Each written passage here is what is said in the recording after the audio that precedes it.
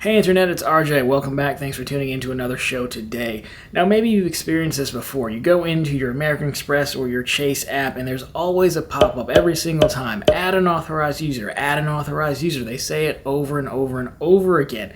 But what exactly is an authorized user? What does it mean to add one? Why would you want to consider it? And should you even consider it? We're going to cover all that and more on today's show. So if you want the answers to these burning questions, go ahead, press the subscribe button, and let's get to work. Okay, so first up, let's start off with what is an authorized user. So in the world of credit cards, there's the account holder, the card member, that's you or me, the person with their name on the credit card. It's your account tied to your name, your credit. Now let's say you wanted to add somebody to that account so they could have the ability to use your card. An authorized user is someone that you've given permission to by adding them to your account and making them an authorized user to use your account. And so let's stay on this point for a minute. When you talk about responsibilities and adding someone as an authorized user, we'll touch on the responsibilities and we'll talk about why you might want to consider doing this. So we have here the responsibilities. On the left-hand side, you have the primary account holder. So again, that's going to be me. You can see here I'm still the owner of the account. It's in my name. I can make changes to the account, so I can call in, I can ask for an increased credit limit, I can add authorized users if I want, I can remove authorized users if I want. I can obviously continue to use the card to make charges, and of course I'm still the one responsible for paying the bill. Now on the authorized user side, they can make purchases with the card and they will get their own card with their name on it, but it will not be their own account. Okay, now continuing down this same path, let's talk about actually using the card. So we know it today, credit cards come with multipliers, 5x back on this, 4x back on this. They also come with credits and benefits. So just because you have two cards now, does that mean you get double the fun? And unfortunately, not all the time. So let's take a look here and see what the benefits are. So when we talk about using the card, the multipliers you have, those will cover all the users. So for example, the Chase Freedom Flex card, 5x back at rotating quarterly categories. You're going to have access to the same 5x that the authorized user card has access to.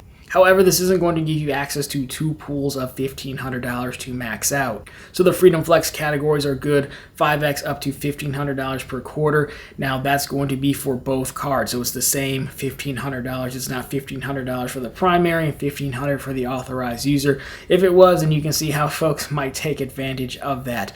Now on to credits. So talk about the Amex Gold card, for example. There's that $10 dining credit and there's that $10 Uber cash credit.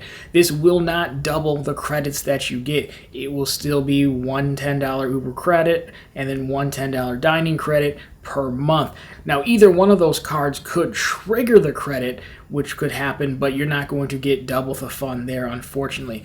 Now one place that you could get double the fun on, and we'll touch on this a little bit more later, is the actual benefits of the card. So if you talk about the Amex Platinum now, for example, you get a lot of statuses. You get Hilton Gold, Marriott Gold, you get lounge accesses, things like that. Now this is definitely on a per card basis, so depending on what card you're looking at adding an authorized user to, you'll want to double check, but for the Platinum, you would get those benefits on the authorized user card. Again, we'll cover this more in depth in a little bit.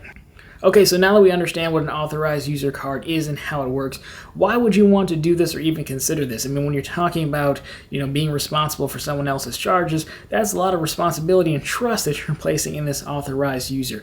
And so as a result, we really see three primary use cases where authorized cards are leveraged. Now the first use case, and the one that's most notable, is with children or those trying to build or repair credit. So when we're young and just getting started out in the game, we all start out at basically zero credit. We're kind of known as ghosts in the system because you just have no credit history. So what you can do for your child or even someone building credit is to add them as an authorized user, and this is going to help jumpstart their credit journey. So by the time they hit 18, 19, 20, they want to, start getting out on their own. They're not going to be starting from zero or being a ghost in the system. So let's talk a little bit about how this works. When you add someone to your primary account as an authorized user, they in a sense inherit that account's credit history. So it's not your full credit history, but specific to that account. This person then inherits that, and it's almost like it's copied over to their credit report. Okay, so quick example. I'm 29 years old, but at the time of recording this, my oldest credit card, I think, is 25, 27 years old, something like that. You're like, well, how can this be? You're not applying for a card when you're 5 years old. Well, what happened was I got added to one of my mother's credit cards. I think it was her Best Buy card, actually, and she opened it up apparently 25, 27 years ago. So as a result, I end up almost piggybacking on that credit history, and it gives me an account that's much, much older than, my credit history would be otherwise on my own. Because what happens here, the card issuer then goes ahead and reports all of that credit information to the major credit bureaus. So let's go ahead and take a look at how that breaks down now. So starting out with the card issuer, you can see on the left here we have the major card issuer, and then on the right, this is from NerdWallet, a 2019 survey that they did, and this is just telling us what the major card issuer reports. So just taking it from the top, American Express, yes, if the account isn't delinquent and the authorized user is at least 18, they'll report it. Bank of America will. Barclays, they'll do it if you're at least 16. Discover will do it if you're at least 15. And you can go down the list from there to kind of see who's reporting what.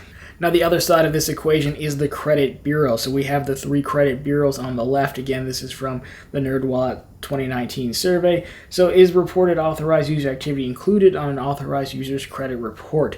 So for Equifax, yes, if the authorized user is at least 16, both positive and negative information will be included. For Experian, yes, but the information on the primary account becomes derogatory. The account is removed, which is really nice for them to do. And TransUnion will just report it no matter what. So on one hand, it's letting folks kind of get ahead by piggybacking off of someone's credit, but that's contingent on the fact that those people they're being authorized users for have good credit. If not, then the bad credit's going to get reported for some of the bureaus, and that's not going to help anyone's situation. So I like to use this analogy. If you think of Spider-Man, and trust me, you don't have to be a nerd for this one, but if you think of Spider-Man, you've got the red Spider-Man suit, black Spider-Man suit, in the middle you have Peter Parker. Peter Parker gets into the red Spider-Man suit, he's good. He's piggybacking off of the red suit's power. And nerds, I know the red suit doesn't have any power, but just stay with me here.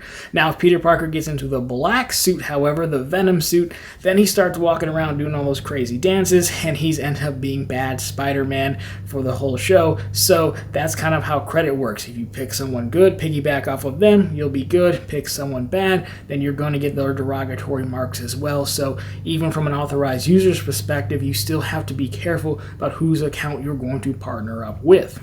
Okay, with that being said, adding your children to your cards is the biggest use case, but there are 2 others. Now, we touched briefly on the cards duplicating benefits. So, for example, I can think of 2 different scenarios here. Let's take the Amex Platinum card. Very recently, American Express announced that you weren't going to be able to bring guests into the Amex Centurion lounges anymore. So what you can do with the Platinum card is you can add an authorized user for up to $175, which is still a heck of a discount off of the $550 that the primary account is going to be. Plus, you can add up to 2 additional authorized users, so 3 total, all for that $175. Now, if you want to add a 4th, then I think there's a fee for that and everyone after that. So $175 for 1, 2, or 3 authorized users. Now, the reason you could want to do this, let's say you're traveling as a family or something and you all want to go to the Centurion Lounge, that's going to be the easiest way to get everyone in as opposed to everyone having their own Platinum card. So that works for the Platinum card. The other use case is a very interesting one that doesn't get talked about a ton, but if you look at the American Airlines Executive card, that is like the only credit card I think that comes with Admirals Club Access, which is American Airlines' version of an airport lounge. So instead of everyone, buying memberships, you could actually add, I think, up to 10 authorized users to that card, and those folks would all get access to Admirals Club. Now, another option here is kind of the joke that I led with in the beginning of the show. A lot of times credit card companies are pushing bonuses, like small incentives for you to add an authorized user to your card. And of course, the reason being is they get another person added in, locked into using that card, more swipe fees, all the classic stuff there. Now, if they're offering a sign-up bonus or like a small bonus for adding an authorized user, you could always add someone you know. I wouldn't do it if there's a fee. Like, I wouldn't add someone as a Platinum card authorized user just for the bonus, me paying $175. But if you're talking about a card with no annual fee and they offer you a sign-up bonus, then I would consider doing it, and probably helps out one of your kids in the process. Or if you have a player too, you could do something like that as well. Okay, 2 more points to wrap this one up here. So let's say you've listened this far and you're interested in doing this. How would you add or remove someone? Can you remove someone as an authorized user?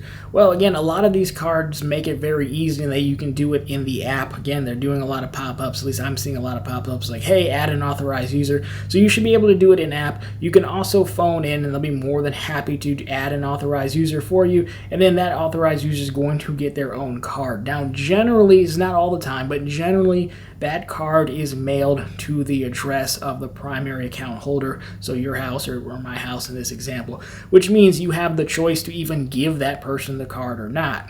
Now, if you want to remove somebody, then it's just the same. You can go in and cancel the card, or you might have to phone in for that one. Actually, it's probably better to phone in just to make sure everything's done and they cancel the card immediately. But you can remove someone as an authorized user. Now, just like canceling a card in your own name, eventually that account will fall off of that person's credit report. So you kind of just want to be mindful of it, especially if it's one of your kids you've added. I would just go ahead and let it ride personally. And of course, when you are on the phone with the bank, the questions you should be asking here or concerned about is there a fee to add an authorized user? It tends to follow the normal hierarchy of credit cards, so annual fee cards like the Platinum, yes, there'll be a fee. Even though we went through the slides on what card issuer reports what, you're still going to want to ask and confirm if your intent is to help out your kid or someone build credit, that their card issuer is going to report that new account on the authorized users report as well. Okay, so with all that being said, why would you not want to do that, or what are some cons of doing this? Well, outside of the 3 main use cases we covered, there's not really a huge win to adding an authorized user. You know, if you think about player 1, player 2, both folks are over 18 and able to get their own cards. More often than not, it's beneficial to get the cards because you're going to get a sign-up bonus here, right? So if you're talking about the Freedom Flex card, right? I could add a player 2 as an authorized user, or that person could just sign up and get their own. Now we've gotten 2 sign-up bonuses, one between each of us, as opposed to just having one single account in my name. Doesn't really make sense to leave the points on the table. So anyways, guys, if you like this one, drop me a thumbs up down below. If you found it particularly interesting, consider subscribing to the channel. Posting content just like this every Monday, Wednesday, and Friday. My question for you guys is, let me know what you think about authorized users. Definitely want to hear from the parents out there. What do you think? Is this something you're considering to do for your kids as they get of age and can be added as authorized users? Have you done this in the past? Let us know your experiences down below. But anyways, guys, that's going to do it for this one. As always, thank you so much for watching, and I'll talk to you in the next one.